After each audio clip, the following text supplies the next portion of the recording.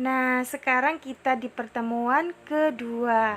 Saya akan membahas materi tentang struktur dan ciri kaidah kebahasaan laporan percobaan. Sebelumnya kalian sudah melihat video eksperimen pertemuan yang pertama kan? Jelas kalian sudah mengerti apa itu eksperimen? Yuk kita lanjut ke materi berikutnya. Struktur laporan percobaan ada 6 kategori. Yang pertama, menentukan judul atau topik yang dibahas dan dieksperimenkan. Yang kedua, tujuan, yaitu tujuan yang berisikan maksud untuk percobaan yang dilakukan.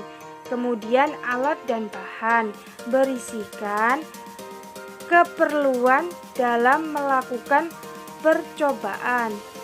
Kemudian langkah-langkah. Struktur langkah-langkah yang berisikan tahap-tahap melaksanakan percobaan atau proses melakukan. Sedangkan hasil, apa itu hasil? Uraian hasil yang diperoleh dan percobaan yang telah dilakukan. Dan terakhir adalah kesimpulan, merupakan pendapat penulis terhadap percobaan yang telah dilakukan berupa fakta, bukan opini.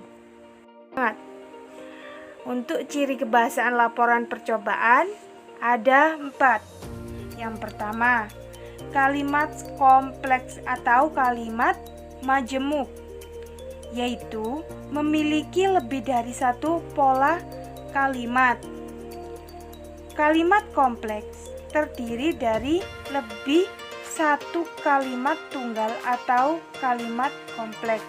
Contohnya, percobaan bertujuan untuk membuktikan bahwa pertumbuhan dan perkembangan tanaman dapat dipengaruhi oleh faktor eksternal. Jadi, perbedaannya menggabungkan 2 kalimat yang Ibu garis bawahi, bahwa pertumbuhan dan perkembangan tanaman dapat dipengaruhi oleh faktor eksternal.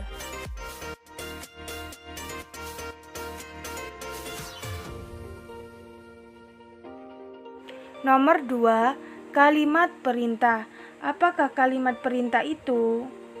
Kalimat perintah menjelaskan langkah-langkah dalam melakukan percobaan.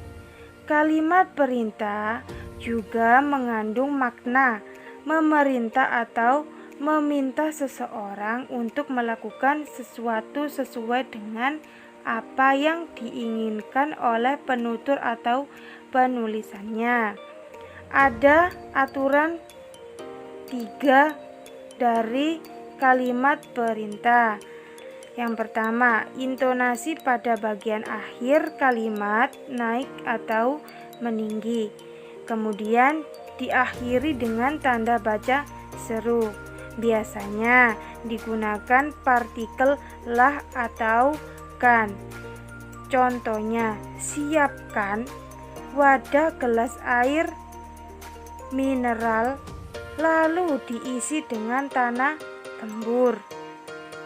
Kemudian nomor 3, diksi. Apakah diksi? Diksi adalah penggunaan istilah teknis menjadi bagian dari unsur bahasa dalam teks percobaan. Bisa dikatakan pilihan kata atau diksi yang menggunakan sesuai konteks. Contohnya, tinta tidak terlihat juga bisa dibuat dengan menggunakan reaksi kimia atau melihat cairan tertentu melalui sinar ultraviolet. Kemudian yang keempat, kata bilangan. Apa itu kata bilangan?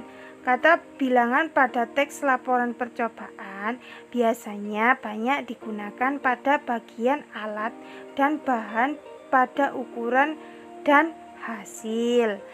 Selanjutnya, untuk tugas yang kedua, kalian harus membaca dan menjawab pertanyaan dari soal yang sudah terpapar di sini.